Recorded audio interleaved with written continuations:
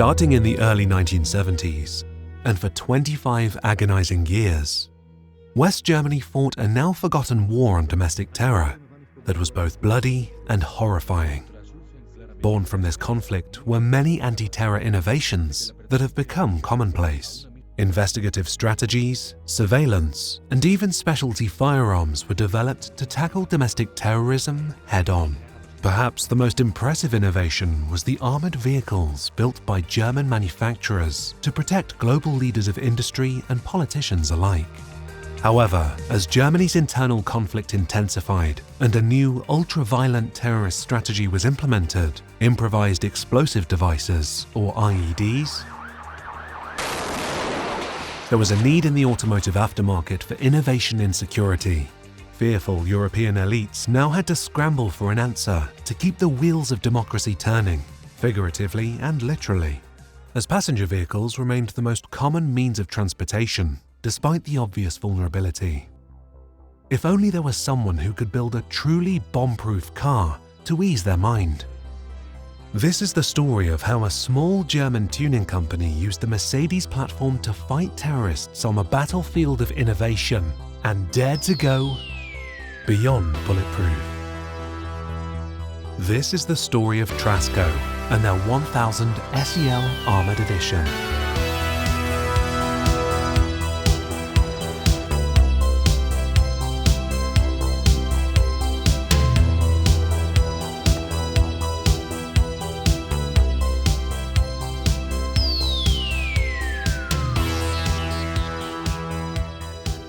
Political assassinations throughout history went on in one of two ways: behind closed doors by members of the target's acquaintances, a fate that befell Julius Caesar, or in public events where security could be easily compromised. Think Abraham Lincoln.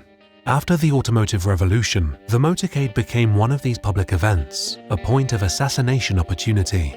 One of the earliest and best-known examples is the assassination of Archduke Ferdinand of Austria on the 28th of June 1914 in Sarajevo. The Archduke and his wife were each killed by a single bullet from a small-caliber handgun while riding in their Grafenstift Phaeton. This event changed history forever as it lit the fuse to set off World War I, resulting in over 40 million casualties worldwide. After peace agreements were reached in World War I, Mercedes-Benz envisioned a world at peace, where a political assassination in a car resulting in a world war would never happen again. Their efforts led to the development of the world's first ever non-military bulletproof car, and in 1928, the W08 Type Nürburg 460 was built. Ironically enough, this car was offered to Emperor Hirohito of Japan, who would, more than a decade later, declare war on the United States through a surprise attack on Pearl Harbor. The Nürburg also served as the first ever Popemobile after Pope Pius XI received his own Type 460 in the summer of 1930. By today's standards, this first bulletproof car would be considered B4 bulletproof, the most basic level of bulletproofing, usually achieved through singular thick pieces of glass and steel reinforcement to door panels. Eventually, B5 levels were developed to handle basic rifle fire, and B6 was developed further to handle high-power sniper rifles.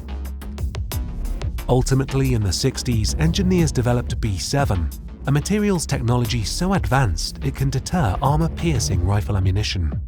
This development in protection came at a perfect time because Mercedes' homeland, Germany, was in the middle of a war on terror that was about to take a twisted and horrific turn.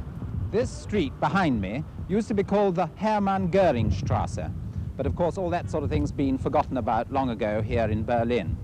It's got some more respectable name today, but the main point of interest about it today is that through it runs the invisible boundary between West and East Berlin. In 1970, 25 years after the Germans surrendered in World War II, the nation remained divided between communist-controlled East Germany and West Germany, now one of the most economically developed countries in the world after reaping the benefits of democratic capitalism.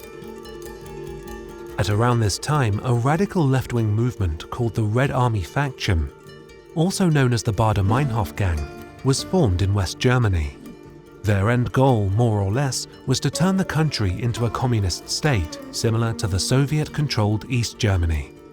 Their strategy to achieve this was mercilessly committing acts of sabotage and assassinating politicians and businessmen alike. After training with the Palestinian Liberation Organization in Jordan, the group was implicated in over 290 bomb attacks across Germany from 1970 to 1995, which led to the murder of 34 different German politicians and businessmen. These acts were brazen and included hijacking a Lufthansa flight that resulted in a hostage situation on a runway in Somalia. Tragically, Germany's reign of domestic terror hit home for the Mercedes Corporation in 1977, when a member of Mercedes' board of directors, Hans-Martin Schleyer, was kidnapped from his motorcade.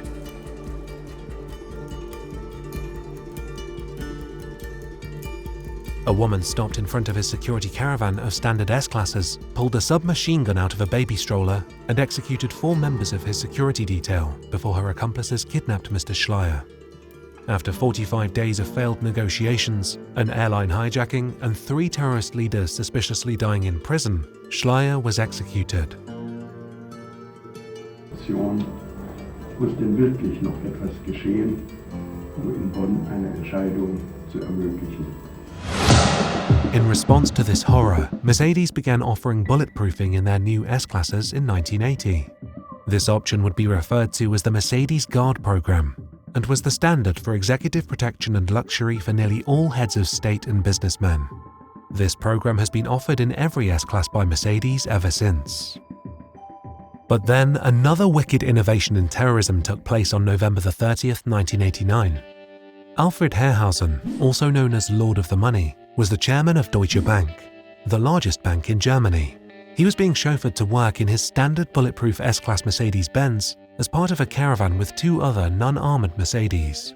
Only 500 yards or so from his home, along the same route he took to work every day, a bicycle with a backpack containing 15 pounds of high explosive and over 4 pounds of copper shrapnel fashioned into a directional bomb was waiting for him.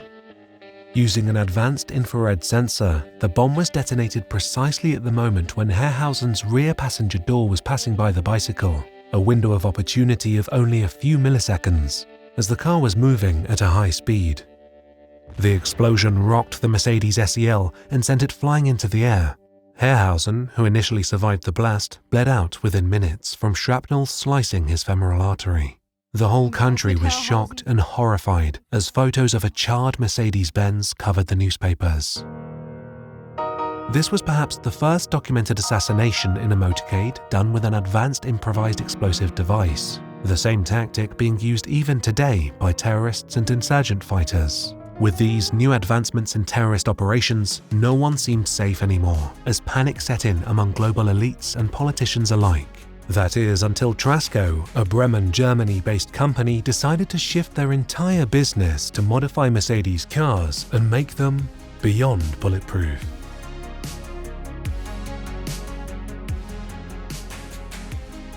Trasco was founded in 1983 and was a typical tuner at the time, and relying on loud colour schemes and flashy interiors, catering to Middle East and London-based clients. Trasco developed body kits, custom paint jobs, and lavish interiors. In 1985, they began creating stretched and bulletproof Mercedes SEL limos, primarily for the German market. However, many ended up with clients in the Far East and were even featured in some martial arts films. After the horrors of the 1980s, Trasco began testing bomb-proof armoring and fully self-contained cabins. Now, it's important to realize that armoring a car is not as simple as removing body panels and replacing them with steel plating. A properly armored car is done from the inside out, a method Trasco themselves pioneered. This perfectly aligns with the company's motto: if you can tell a car is armored, you've already lost. High-value individuals are already vulnerable, and driving in a reinforced car puts a target on their back. Such is the case with the Patina Collective Trasco 1000 SEL armored limousine.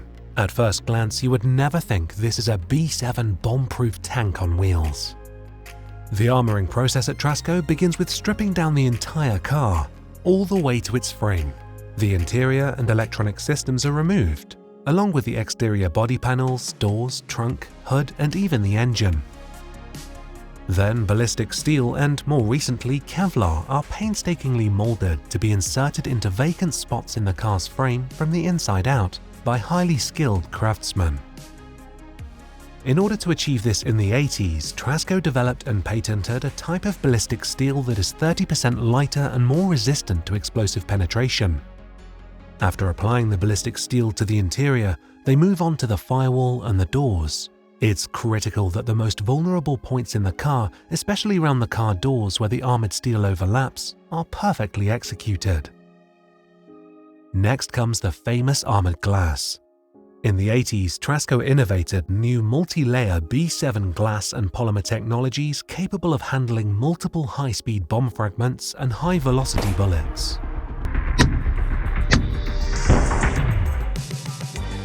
Finally, the car is fitted with run-flat steel mesh reinforced tires. The vehicles are then reassembled from the inside out, and at the end of the day, you have a bomb-proof car that essentially looks original.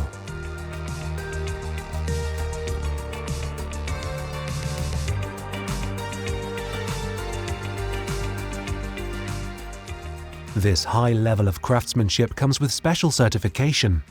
Because Trasco isn't just a car tuner. In Germany, they are considered a car manufacturer, and their armored cars are issued their own Trasco Vehicle Identification Number. Which brings us back to the Patina Collective example. What makes it even more extraordinary than a standard armored Trasco S-Class, aside from being one of the, if not the first W126 to receive Trasco treatment, is that it went through the armoring process we just described, but the car's frame was cut in half and stretched an additional 18 inches to provide ultimate comfort for the VIPs inside.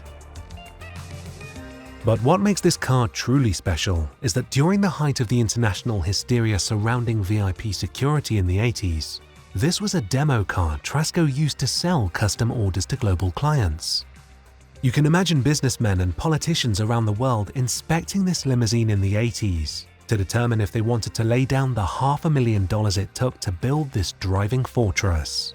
From the outside, it looks like a regular limousine, but a keen eye will spot one glaring giveaway of its armored car nature: the sunroof delete. The paint job in custom palladium is extraordinary, and the two-tone landau roof looks vinyl but is made of reinforced bulletproof steel. Entering the car feels like opening a bank vault door that hinges perfectly, as you are greeted with a luxurious custom plush forest green interior with matching carpet and headliner. This format is considered an executive limo, not the kind you would take to a school dance or night on the town, and has all the comforts and accessories of its era. The entire entertainment console is made of solid burl wood and features a complete Blaupunkt system that even sports the original matching remote control that activates both the television and VHS player.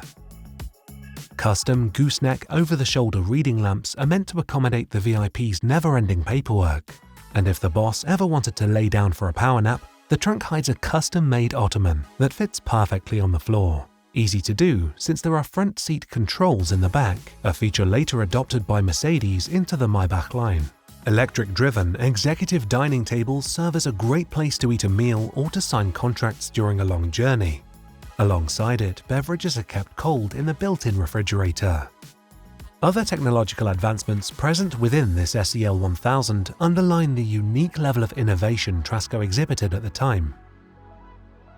The vehicle has a custom tripometer calibrated to the weight and fuel efficiency of the vehicle. The limo has a fire suppression system under the hood in the event of a fuel leak resulting from a bombing or assault. Also under the hood, you'll find a loudspeaker for the driver to communicate with those outside the vehicle without opening the window. One of many precautionary measures Trasco undertook when designing the armored SEL 1000. Speaking of windows, the rear windows are extra reinforced and do not open, while only the driver's window opens up slightly to allow the driver to pay tolls or hand over credentials. This vehicle also features the earliest version of backup sensors we've ever seen, also manufactured by Blaupunkt. There is no doubt that this tank of a Benz was the height of personal protection at the time, and indeed a showpiece Trasco was proud of, as the entire car is fully armored, down to the gas cap. During a demonstration in 1989, a buyer demanded to purchase the limo immediately from Trasco and made an above-market value offer. While we can't disclose who, it was a member of one of the wealthiest families in Germany. The fact that global executives were willing to pay a premium at the time of purchase highlights the demand for safety during the terror-struck 80s in Germany.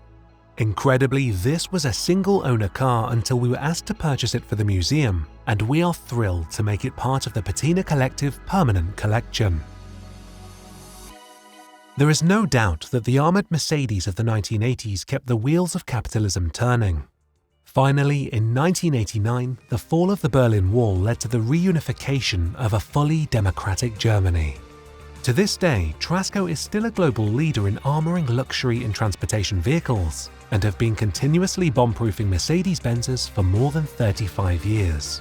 However, they will be famously remembered for their innovative contributions during Germany's 25-year war on domestic terror, helping to bring safety and stability to the nation by making Mercedes beyond bulletproof.